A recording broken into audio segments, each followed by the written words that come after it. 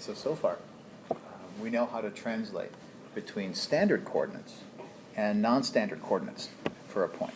So, in other words, standard coordinates, the one that you learn when you first learn about Cartesian coordinates, xy plane, of this one point that we were looking at before is 5, 4.5. And then if we define the new basis, then we get a new system of coordinates, which we get by, counting our new graph paper squares. And we saw that the matrix which can convert one of these to the other is, on the one hand, to go from B coordinates to standard coordinates, is just the matrix whose columns are our basis vectors, whatever those basis vectors happen to be. In the example we have on the screen right now, they are 2, 1 and negative 2, 3. So, of course, if that's the matrix that converts basis B coordinates into standard coordinates, then the matrix which does the opposite, which is usually more interesting, is just the inverse of that matrix, which we said was 1/8 times 3, 2, negative 1, 2, for better or for worse. So going from standard coordinates to non-standard coordinates is usually just that single step, right? You build the matrix with your basis vectors as the columns, and then you compute the inverse, and that can take you from standard coordinates into B coordinates. But if I now have two different coordinate systems, neither of which are standard, then what happens? Then it's almost as if we have, instead of one set of graph paper lines drawn in our grid, maybe we have two different sets of graph paper lines at the same time. So let's take a new coordinate system, maybe, how about, need to have linear independence here, so let's pick, 2, negative 2, and try to make this as nice as we can here. Don't have too much information competing for our attention.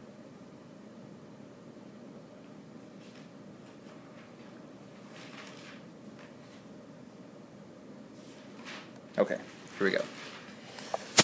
So now here we have two bases on the screen at the same time.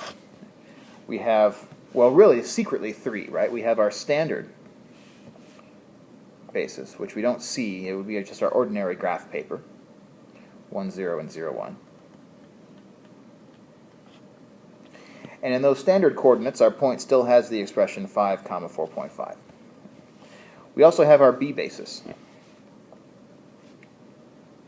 which, just as before, has the vectors 2, 1, followed by negative 2, 3. And then we have one more basis on here. I'm going to call it A. And that second basis is 2, negative 2, and 1, 3.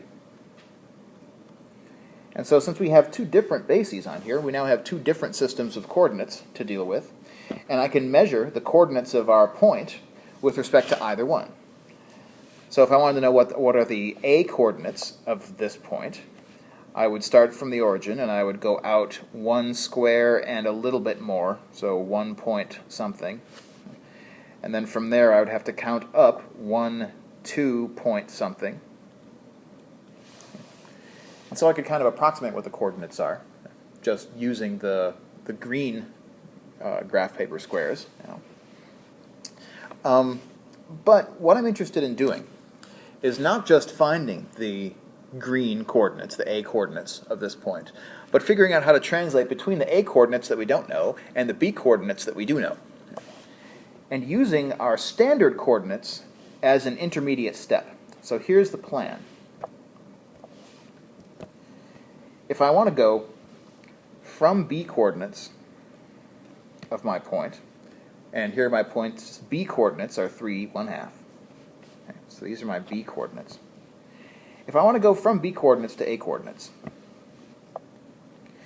I don't know how to do that in one step. But I do know how to do it in 2 steps. Namely, I know how to go from B coordinates to standard coordinates.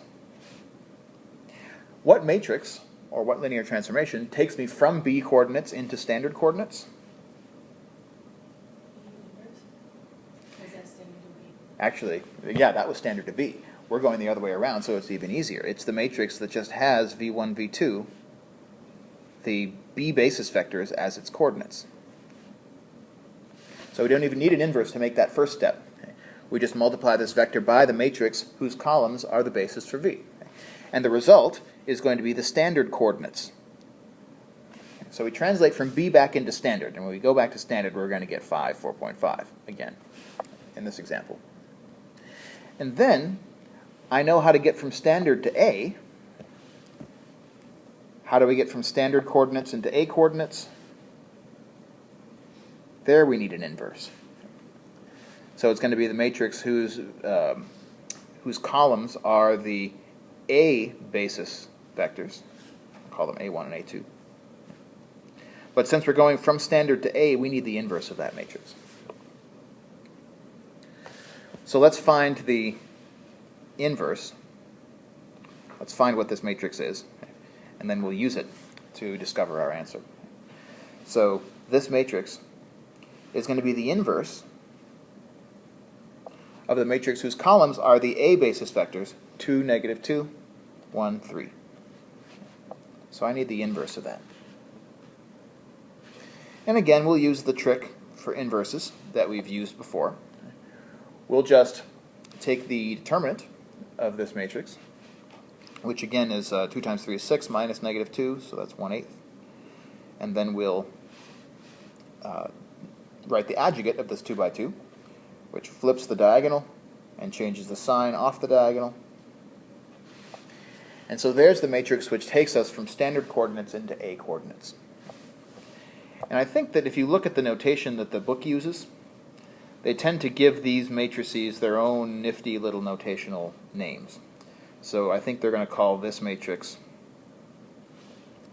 the matrix which changes from standard coordinates into A coordinates.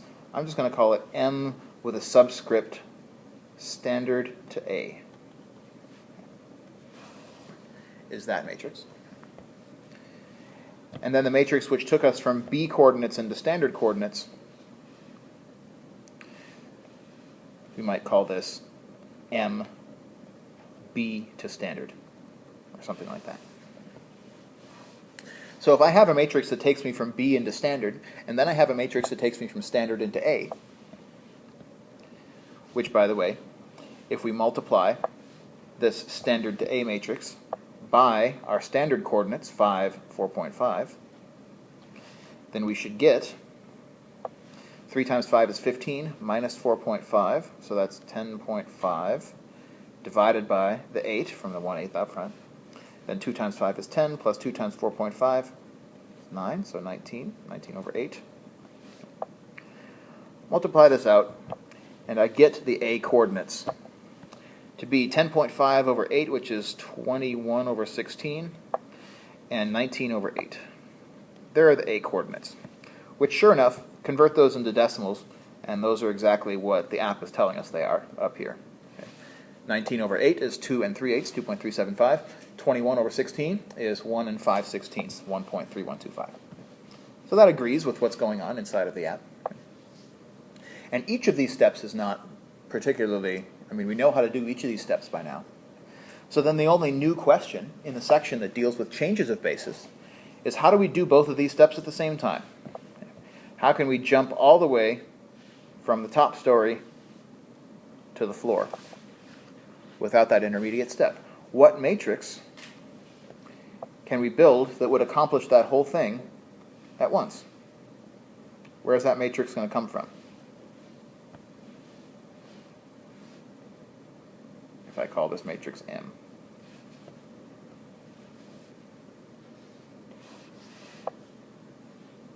All I have to do is do one matrix multiplication and then the other. The matrix multiplication that turns B into standard, followed by the matrix multiplication that turns standard into A. How do I do that? Just multiply the first matrix by the second matrix.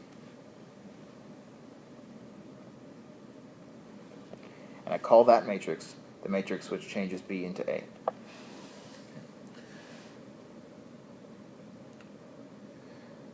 So I had both of these matrices at some point. We have the matrix that goes from standard to A is already here. The matrix that goes from B into standard we computed a little while ago. So let's get that one written down as well, just so that we can have it to work with. The matrix going from B basis into standard basis. That was the matrix whose columns were the basis vectors for B. So 2, 1, negative 2, 3.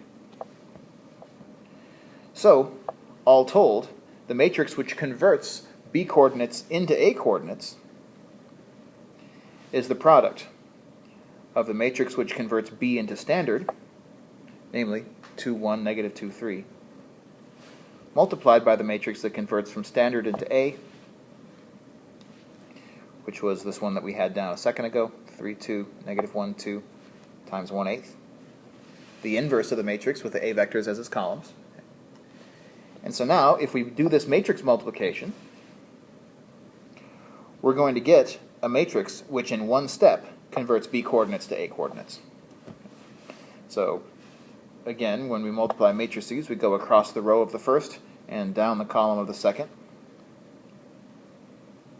So the first entry, 3 times 2 plus negative 1 times 1 is 5. The second entry is going to be 3 times negative 1, or sorry, 3, 1 times negative 2, 3. So 3 times negative 2, negative 6, plus negative 1 times 3, negative 9. And for our last row, we'll go with the second row of the first matrix. Second row paired with first column is 2 times 2, 4, plus 2 times 1 is 6. Second row with second column, 2 times 2, negative 4, 2 times 3, 6. That's going to give me 2. And so the matrix which converts B coordinates into A coordinates is 5/8, negative 9/8, 6/8 or 3/4, and 2/8, 1/4. So there's our matrix that can do both of these coordinate transformations in one step. It converts from B to A by first converting from B to standard, and then from standard to A. And let's verify, before we finish with this example, that it actually works. That if we multiply that matrix by 3, 1/2, that we actually get what we expect to get. So 5/8, negative 9/8, 3/4, 1/4. So that's the matrix that's supposed to achieve this transformation from B coordinates to A coordinates. So that means if we multiply this by 3, 1/2, I end up getting 5/8 times 3, that's 15/8, minus 9/8 times 1/2, that's minus 9/16. There's my first coordinate. My second coordinate is 3/4 times 3, 9/4, plus 1/4 times 1/2, so that's plus 1/8. And when we do out this fraction arithmetic, we get 30 minus 9, 21 16ths, and then 18 plus 1, 19/8. And sure enough, that's exactly the A coordinates at this point.